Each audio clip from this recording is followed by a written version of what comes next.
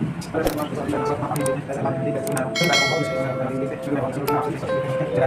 Friends, मैं Sandeep Kumar Jaiswal SS academy में आप सभी का स्वागत करता हूं। जैसा कि मैंने पिछले वीडियो में 1960 तक की प्रमुख घटनाओं को बता दिया था, उसके आगे की घटनाओं को मैं इस वीडियो में बताने वाला हूं। ठीक है, आगे भी ये बहुत सारा क्लिप में वीडियो आने वाला है, थोड़ा थोड़ा करके वीडियो डालने वाला हूं। तो सभी अपने दोस्तों को इस वीडियो को ज़्यादा से ज़्यादा शेयर करें ताकि यह जानकारी, ये नॉलेज जो है सभी लोगों तक पहुंच सके, जो कि किसी बुक में ढूंढने से भी नहीं मिलता है। बहुत ही नॉलेजेबल वीडियो होने वाला है। तो चलिए आइए शुरू करते हैं आज का वीडियो। देखते हैं 1961 की घटना। पहला घटना क्या था 1961 में? तो हम सभी जानते हैं कि पहले जो है पुर्तगाली के क्षेत्र में आता था, पुर्तगालियों का शासन था गोवा। यहाँ लगभग 400 साल शासन करने के बाद जो है पुर्तगाली जो है छोड़ के जाते हैं, पुर्तगाली से मुक्त होता है और भारत में यह शामिल होता है। गोवा जो है लगातार 400 साल तक शासन करने के बाद, जहां से शुरुआत हुआ था, वास्को डी गामा से शुरुआत हुआ था 1498 से, लगभग 400 साल बाद ये जो है पुर्तगालियों के शासन से मुक्त होता है और भारत में आके मिल जाता है। फिर अभी के डेट में देखते हैं तो गोवा जो है भारत के सबसे छोटे राज्य में, क्षेत्रफल की दृष्टि से सबसे छोटे राज्य में गिनती होता है। आगे देखते हैं, पहले विमान वाहक युद्धपोत INS विक्रांत को मान्यता मिली। ठीक है, भारत में सबसे पहले INS विक्रांत को मान्यता मिली। ये 1957 में ब्रिटेन से खरीदा गया था, लेकिन इसको जो है मान्यता जो है कब मिला? 1961 में मान्यता मिला था। ठीक है, 1962 में, जैसा कि हम सबको पता है कि 1962 में बहुत ही महत्वपूर्ण घटना घटा था, जो कि भारत और चीन के बीच में युद्ध छिड़ गया था। तो इसका शुरुआत कब हुआ था? 20 अक्टूबर 1962 से, जो 1 महीना लगभग चला और नवंबर 1962 तक युद्ध चलता रहा। चीन के द्वारा जो है ये भारत और चीन के युद्ध में विजय प्राप्त होती है और भारत को इस क्षेत्र में, सैन्य क्षेत्र में हार का सामना करना पड़ता है। उस समय तत्कालीन प्रधानमंत्री श्री जवाहरलाल नेहरू के द्वारा बहुत ही लापरवाही पूर्वक कार्य करते हुए उस समय जब युद्ध की शुरुआत हुआ तो कोई भी ध्यान नहीं दिया गया।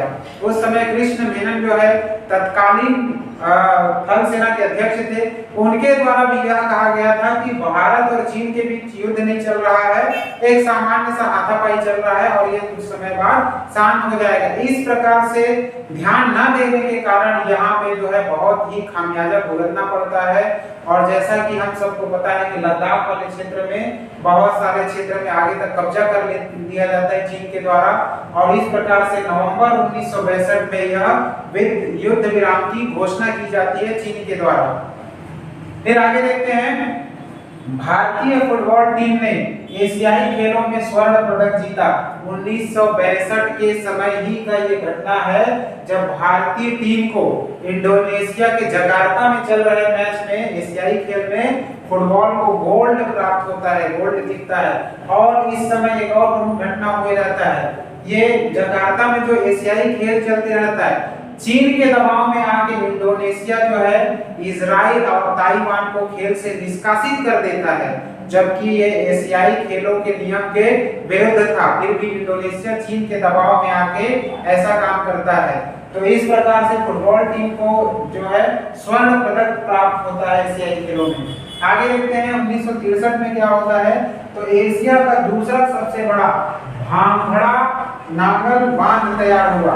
ठीक है, 15 साल लगभग इसको लग जाता है इसे बनाने में और लगभग 207 किलोमीटर की लंबाई, 207 मीटर की लंबाई में है।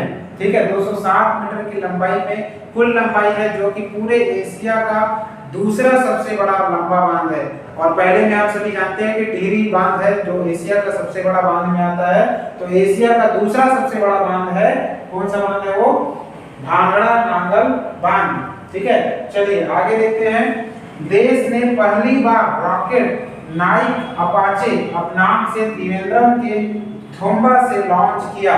ठीक है, देश में पहली बार रॉकेट का प्रक्षेपण किया गया, पहली बार रॉकेट लॉन्च किया गया, तो वो कहाँ था? केरल के त्रिवेंद्रम, एक छोटा सा गांव था, मछुआरों का गांव था थुम्बा करके, वहां से ये लॉन्च किया गया, वहां से प्रक्षेपण किया गया। इस प्रकार से पहली बार जो है 1963 में भारत के द्वारा रॉकेट को ही लॉन्च किया जाता है, जिसका नाम क्या था? नाइक अपाचे, जो कि बहुत ही इंपॉर्टेंट है। चलिए तो अब आगे देखते हैं दोस्तों, 1964 की क्या प्रमुख घटना हुआ है उसको देखते हैं। तो सुनील दत्त की फिल्म यादें, फिल्म का नाम था, सुनील दत्त का फिल्म था यादें, ये Guinness book of world record में नाम दर्ज कराता है। ये ऐसा पहला फिल्म बनता है जो Guinness book of world record में अपना नाम दर्ज कराता है। उस पिक्चर का नाम क्या था, उस मूवी का नाम क्या था?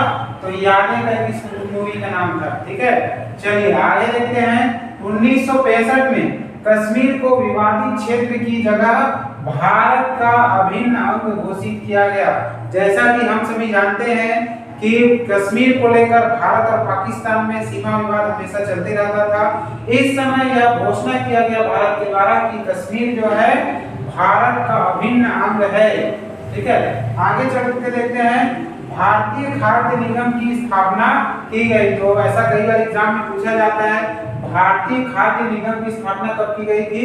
तो 1965 में की गई थी। चलिए आगे देखते हैं। 1966 में इंदिरा गांधी पहली महिला प्रधानमंत्री बनी। सबसे पहली बार महिला जो है भारत में प्रधानमंत्री बनती है, वो कौन बनती है? इंदिरा गांधी बनती है।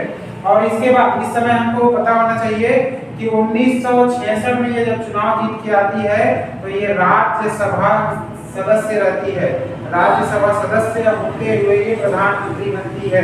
ठीक है, ये प्रत्यक्ष रूप से लोकसभा चुनाव जीतकर नहीं आती है। 1971 में जब चुनाव होता है उसमें जो है इंदिरा गांधी प्रत्यक्ष चुनाव के द्वारा, लोकसभा चुनाव के द्वारा जीत कर आती है और प्रधानमंत्री बनती है। परंतु 1966 में ये जो है इंदिरा गांधी राज्यसभा सांसद रहती है और फिर प्रधानमंत्री बनती है। चलिए आगे देखते हैं। भारत की प्रथम महिला मिस वर्ल्ड रीता फारिया बनी। एक पहला काम क्या हो गया? महिला में ही प्रधानमंत्री बनी सन 1966 में ही। बहुत ही अच्छा ये टॉपिक था, बहुत ही अच्छा समय था जब भारत में पहली एक महिला थी जो क्या बनी? भारत की नेतृत्वकर्ता प्रधानमंत्री बनी। और एक बहुत बड़ा उपलब्धि था हमारे देश के लिए, अचीवमेंट था कि भारत की एक महिला थी रीता फारिया जो मिस वर्ल्ड का खिताब जीतती है। ठीक है, चलिए आगे देखते हैं। 1967 में जाकिर हुसैन देश के पहले मुस्लिम राष्ट्रपति बने। ठीक है, इससे पहले जो भी राष्ट्रपति बने थे वे सभी हिंदू थे, लेकिन पहली बार ऐसा घटना घटा जब किसी मुस्लिम को भारत का राष्ट्रपति बनाया गया। ठीक है, चलिए आगे देखते हैं। पंडित रविशंकर ने देश का पहला ग्रैमी अवार्ड जीता। ये बहुत ही इम्पोर्टेंट टॉपिक है, बहुत ही इम्पोर्टेंट होने वाला है और मेरे ख्याल से हर किसी को पता होना चाहिए। ये पंडित रविशंकर सूत्र नहीं है जो अविभाजित छत्तीसगढ़ के क्या थे? मुख्यमंत्री थे, वे रविशंकर नहीं है। ये वे रविशंकर है जिन्होंने भारत के लिए पहली बार ग्रैमी अवार्ड जीता था। जैसा कि आप चित्र में देख सकते हैं कि किस प्रकार से दिखाई देता है ग्रैमी अवार्ड जो है। तो जाकिर रविशंकर जी को पहला ग्रैमी अवार्ड मिलता है। ये ग्रैमी अवार्ड की शुरुआत कब से हुआ था? तो 1959 से शुरुआत हुआ था। और ये ग्रैमी अवार्ड किसके द्वारा दिया जाता है? ये भी एग्जाम में कई बार पूछता है।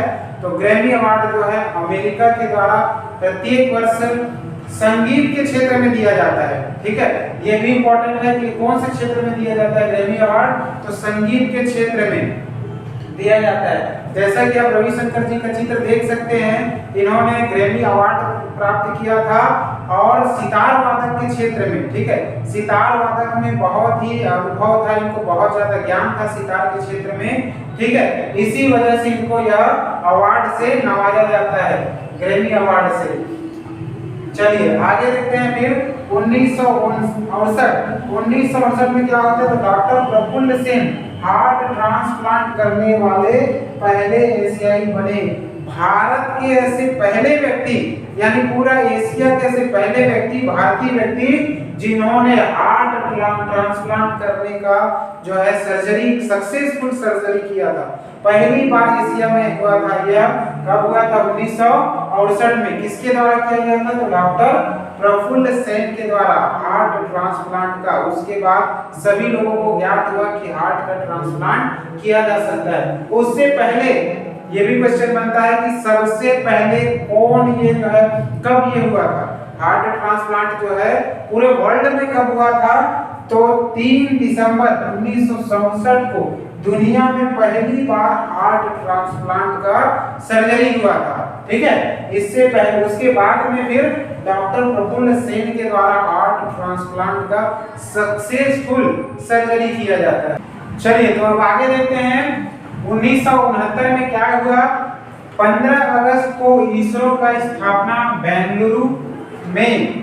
15 अगस्त का वो दिन था जिस दिन हम स्वतंत्रता दिवस मनाते हैं। 1969 में इसरो का स्थापना बेंगलुरु में किया गया। किसके द्वारा किया गया? तो विक्रम साराभाई के द्वारा जो है इसरो का स्थापना किया गया। कहाँ किया गया? बेंगलुरु में किया गया। आगे देखते हैं। सरकार ने 50 करोड़ से ज्यादा पूंजी वाले बैंकों को, ऐसे 14 बैंकों को राष्ट्रीयकरण किया गया। जिसकी पूंजी जो है उसका 50 करोड़ से अधिक था, ऐसे 14 बैंकों का क्या किया गया? राष्ट्रीयकरण किया गया। ठीक है, आगे देखते हैं 1970 में। तो 1970 में श्वेत क्रांति हुई। 1900 जो कि 96 तक चला। 1970 से शुरुआत होता है और 1996 तक चलता है, यानी लगभग 36 साल तक यह जो है चलता है। और इसका शुरुआत करने का श्रेय किसे जाता है? तो वर्गीस कुरियन। ये एग्जाम में कई बार पूछता है कि श्वेत क्रांति के जनक किसे कहा जाता है? तो वर्गीस कुरियन को। इसका उद्देश्य क्या था? तो दुग्ध के क्षेत्र में, दूध उत्पादन के क्षेत्र में भारत को नंबर 1 बनाना। और आज के डेट में हम देखते हैं कि पूरी दुनिया में दूध उत्पादन के क्षेत्र में भारत का स्थान पहले पे आता है, सबसे पहले आता है भारत का स्थान। तो इस प्रकार से हमने 1970 तक जो है प्रमुख घटनाओं को देखा, जाना, समझा। और मुझे लगता है ये आप लोगों को वीडियो जो है पसंद आ रहा होगा।